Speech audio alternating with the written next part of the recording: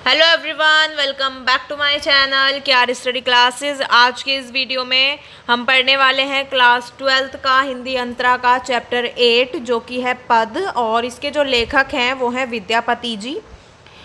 चलिए शुरू करते हैं। सबसे पहले यहाँ पर विद्यापति जी का जो जन्म है वो मधुबनी बिहार के बिस्पी गांव में हुआ था, और ये एक ऐसा परिवार था जहाँ पर उनका जन्म हुआ था। वो एक ऐसे परिवार में हुआ जो विद्या और ज्ञान के लिए प्रसिद्ध था। उनके जन्म काल के संबंध में प्रामाणिक सूचना उपलब्ध नहीं है, और इनके जो रचनाकाल और आश्रयदाता के राज्यकाल के आधार पर इनको जन्म और मृत्यु वर्ष का अनुमान किया गया है। विद्यापति मिथिला नरेश राजा शिव सिंह के अभिन्न मित्र, राजकवि और सलाहकार थे।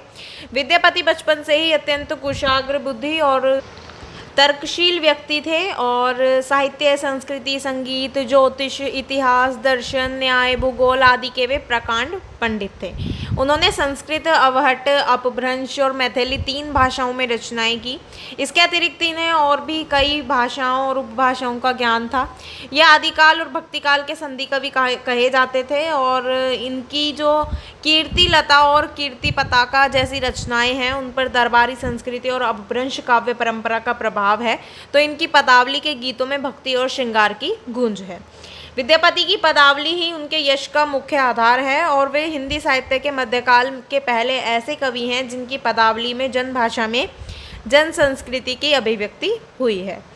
मिथिला क्षेत्र के लोक व्यवहार में और सांस्कृतिक अनुष्ठानों में उनके पद इतने रच बस गए हैं कि पदों की जो पंक्तियां हैं वो अब वहाँ के मुहावरे बन गए हैं, और पद लालित्य, मानवीय प्रेम और व्यवहारिक जीवन के विविध रंग इन पदों को मनोरम और आकर्षक बनाते हैं। राधा कृष्ण के प्रेम के माध्यम से लौकिक प्रेम के विभिन्न रूपों का चित्रण, स्तुति पदों में विभिन्न देवी देवताओं की भक्ति, प्रकृति संबंधी पदों में प्रकृति की मनोहर छवि, रचनाकार के अपूर्व कौशल, प्रतिभा और कल्पनाशीलता के परिचायक हैं।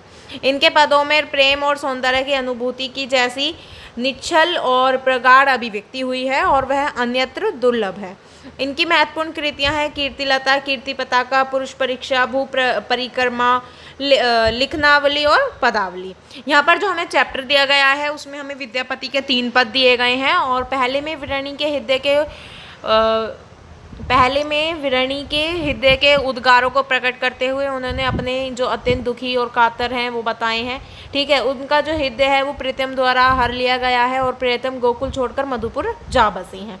दूसरे पद में प्रियतमा सखी से कहती है कि जन्म जन्मांतर से अपने प्रियतम का रूप ही देखती रही, लेकिन अभी तक उन्हें नेत्र संतुष्ट उनके नहीं हुए हैं, और उनके मधुर बोल जो हैं वो कानों में गूंजते रहते हैं। तीसरे पद में जो कवि हैं वो विरणी प्रियतमा का दुख भरा चित्र प्रस्तुत उन्होंने किया है, और दुख के कारण नायिका के नेत्रों से जो अश्रुधारा है वो बहे चली जा रही है। ठीक है, जिससे उसके जो नेत्र हैं वो खुल नहीं पा रहे हैं, और वह विरह में जो क्षण क्षीण होती जा रही है। और मतलब वो उन्हें जो इसमें बस यही बताया गया है कि प्रियतमा के बारे में बातें कही गई हैं, और जो नायिका है उनके नेत्रों से जो मतलब जो नायिका हैं वो किस प्रकार से उनको याद कर रही हैं, उनको उनकी आवाज़ इतनी अच्छी लगती है, उनको उनका जो मतलब वो उन्हें देख रही हैं, लेकिन उनके जो नेत्र हैं वो अभी तक संतुष्ट नहीं हुए हैं उन्हें देख देख कर भी।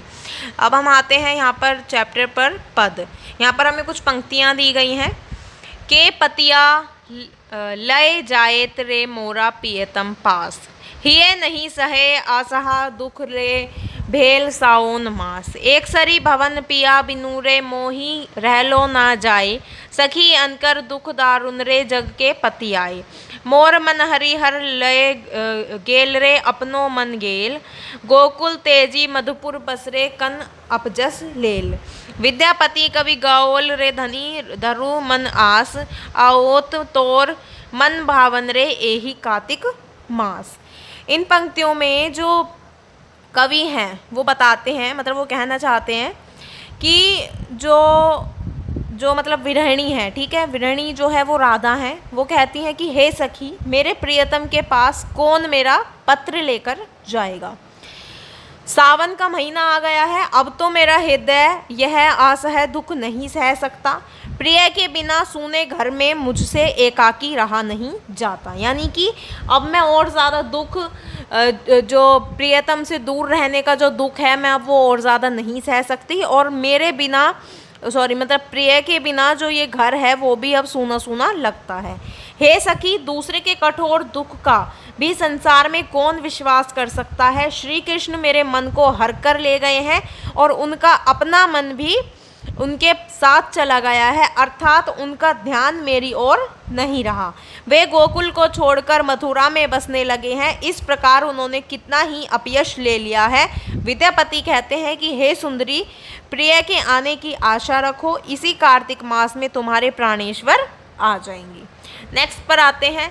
सखी है कि पुछसी अनुभव मोए, से परीति पीरीति अनुराग बखानिया, तिल तिल नूतन होए, जन्म अवधि हम रूप निहारल, नयन ना तिरपित भेल, से हो मधुर बोल सनवे स्नभनहि, सूनल स्नूति पथ परसना गेल, कत मधु जामिनी रभस गमाओली, न बूझल कैसन केली, लाख लाख जुग हिय हिय राखल, तइयो हियो जरनी ना गेल, कत बिदगद जन रस अनुमोदय, अनुभव काहू ना पेख, विद्यापति कह प्राण जुड़ाइते, लाखे ना मिलल एक। इन पंक्तियों में जो कवि हैं वो कहते हैं कि जो नायिका और नायक हैं, ठीक है, नायिका और नायक एक दूसरे से लंबे समय से प्रेम करते हैं। नायिका और नायक के इस प्रेम को उसकी सखी भी जानती है। अपनी उत्सुकता शांत करने के लिए वह नायिका से इसका अनुभव पूछती है। तब नायिका अपनी इस सखी को जो है अनुभव बताती है कि हे सखी, मुझसे काम, मतलब वो नायिका जो है वो अपनी सखी से पूछती है प्रेम वगैरह या जो प्रियतमा है उनके बारे में। तो जब जो नायिका है वो अपनी सखी से पूछती है तो वो बताती हैं कि हे सखी, मुझसे काम क्रीड़ा के अनुभव के विषय में क्या पूछती हो, अर्थात मैं इसके आनंद और स्वरूप का वर्णन नहीं कर सकती। जो क्षण क्षण नवीन होती है, यानी कि जो पल पल में नई चीज़ें आ जाती हैं उसे ही, मतलब जो क्षण क्षण नवीन होती है यानी कि पल पल में नई होती है, उसे ही प्रीति और अनुराग कहना चाहिए। और मैं जन्म भर प्रिय का रूप निहारती रही, किंतु मेरे आंखें जो हैं वो अभी भी तृप्त नहीं हुई। उनके प्रिय शब्दों को कानों से सुनती रही, किंतु वे अभी भी मतलब वे जैसे अच्छी तरह कर्णगोचर ही नहीं हुए। यानी कि वो उनके शब्दों को सुनती रही लेकिन अभी तक उनके कानों को संतुष्टि नहीं मिली।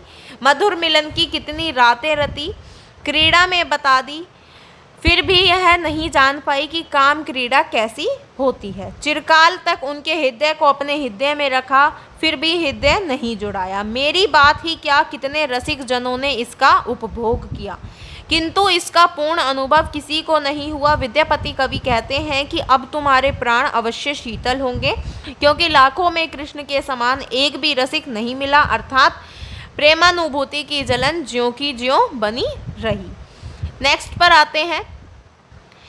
कुसुमित कानन हेरी कमलमुखी, मूदी रहे दू नयान, कोकिल कलरव मधुकर धुनी सुनी, कर देई झांपी कान, माधव सुन सुन बचन हमारा, तुआ गुण सुंदरी अति भेल दुबरी, गुनी गुनी प्रेम तोहारा, धरनी धरी धरी धनी कत बेरी बैसई, पुनितही उठई न पारा, कातर दिठी करी चौदिस, हेरी हेरी नयन गरे जलधारा, तोहर बिरादिन छन छन तनुछिन, चौदसी चांद समान, भनई विद्यापति शिव सिंह नरपति, लखिम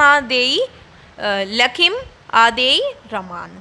इन पंक्तियों में जो कवि हैं वो कहते हैं कि राधा की सखी राधा की विरह दशा का वर्णन कृष्ण से कर रही हैं, और वो कहती हैं कि हे कृष्ण, प्रफुल्लित वन को देखकर वह कमलमुखी राधा आंखों को मूंद लेती है, और कोयल के शब्द तथा भोरों की झंकार सुनकर हाथों से कान बंद कर लेती है। यहाँ पर जो राधा की जो सखी हैं, उनकी जो मित्र हैं, ठीक है, तो राधा की सखी कृष्ण से कह रही हैं, हे कृष्ण, ज़रा मेरी बात सुनो, तुम्हारे गुणों को तथा प्रेम का स्मरण कर करके वह सुंदरी अत्यंत दुर्बल हो गई है। पृथ्वी को पकड़कर वह बड़ी कठिनाई से बैठ तो जाती है, किंतु दुर्बलता के कारण चेष्टा करने पर भी वह वहाँ से उठ नहीं पाती, वह मतलब उठ नहीं सकती। वह दैन्यपूर्ण दृष्टि से चारों ओर तुम्हें खोजती है तथा उसके नेत्रों से अविरल अश्रुपात होता रहता है। तुम्हारे विरह में राधा का शरीर कृष्ण पक्ष की चतुर्दशी के चंद्रमा के समान प्रतिदिन और प्रतिक्षण क्षीण होता जा रहा है। कवि विद्यापति कहते हैं कि लखीमा देवी के पति राजा शिव सिंह जो लखीमा देवी के साथ रमण करते हैं, इस रहस्य को वो जानते हैं। यहाँ पर जो हमारा चैप्टर है वो कंप्लीट होता है। अगर आपको समझ आया हो, वीडियो अच्छी लगी हो तो वीडियो को लाइक कमेंट शेयर ज़रूर करें और मेरे चैनल को सब्सक्राइब करें। Thank you.